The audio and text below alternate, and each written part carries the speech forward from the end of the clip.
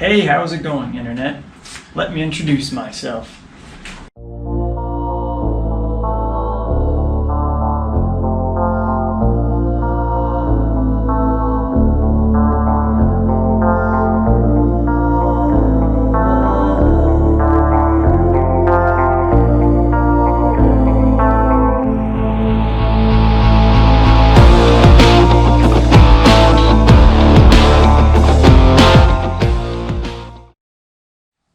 What's up, guys? Thank you so much for watching. Today's a really exciting day. The drift trike gets an engine.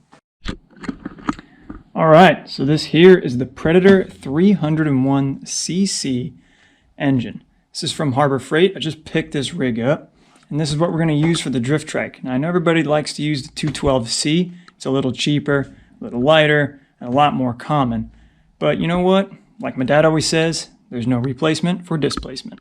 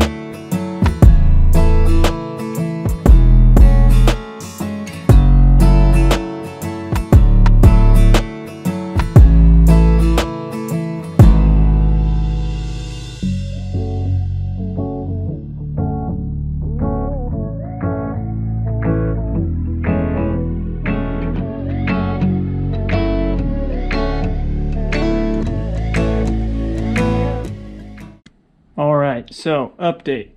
After removing the governor out of the engine, I now will be able to take this up to about 5,000 RPM or more. I'll get the full power out of this engine, which would be great. The governor limits it to 3,600 RPM, so it's a common upgrade to just remove it entirely. I put a bolt in the hole where the governor flipper used to be. This bolt is temporary just to kind of hold it in place. I'll get something that fits better a little bit later on, but all I basically did was I drilled a 1/4-20 bit and then tapped it 1/4-20 and then just put just a 1/4-20 bolt head laden around. Onto the electronics, there is a oil pressure sensor. If the engine sees no oil, it will shut the engine off. It's just a simple solenoid device here, nothing too major.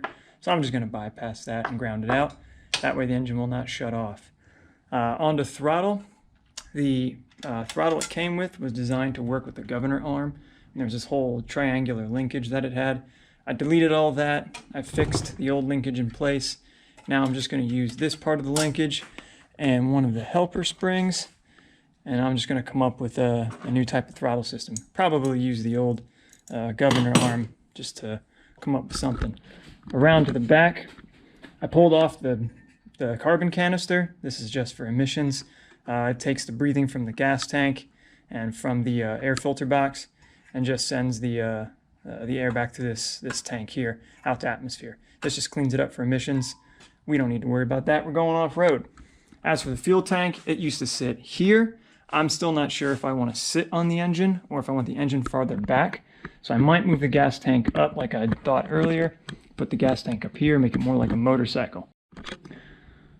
Alright, so while I'm waiting for the axle and rear end system to come, I figured now would be a good time to make the base plate for the motor. So I basically drew out a template on cardboard that mimics the bottom of the engine. It has 4 mounting holes around it with some adjustment here. So what I'll do is transfer that template onto this piece of plate. I'm not going to have the whole engine resting on this. This is only 18 gauge steel. I'm just going to make this as like a covering plate for the engine. And then what I'll do is I'll reinforce it from underneath and weld it down to my frame.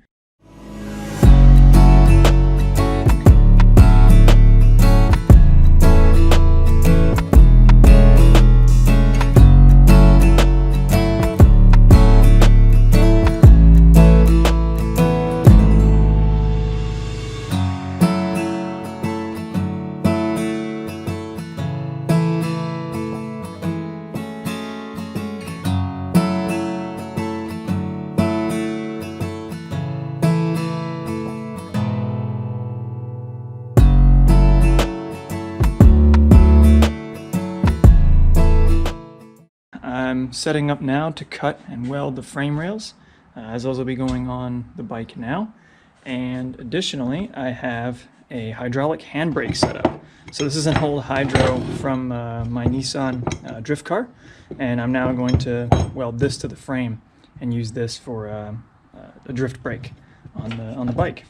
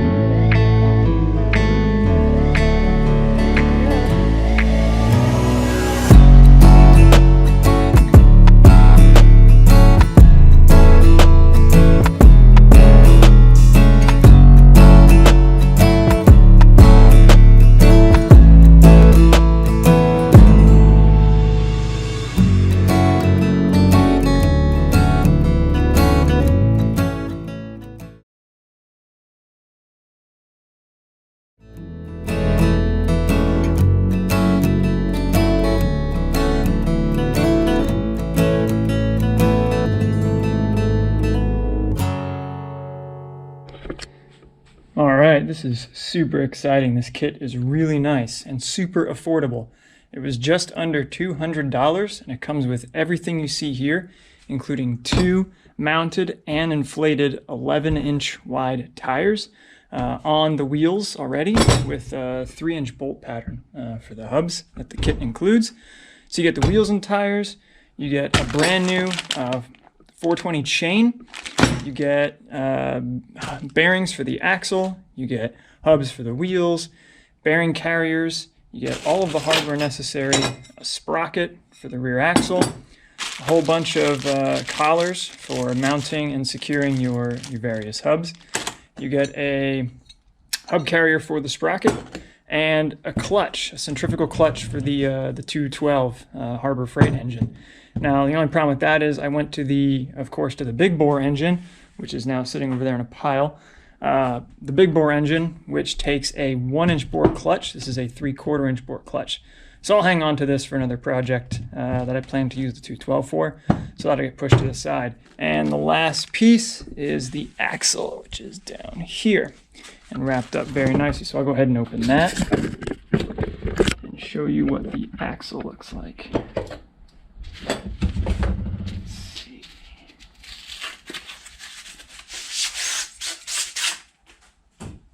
Beautiful. Yeah, so totally keyed, halfway on one side, halfway on the other side.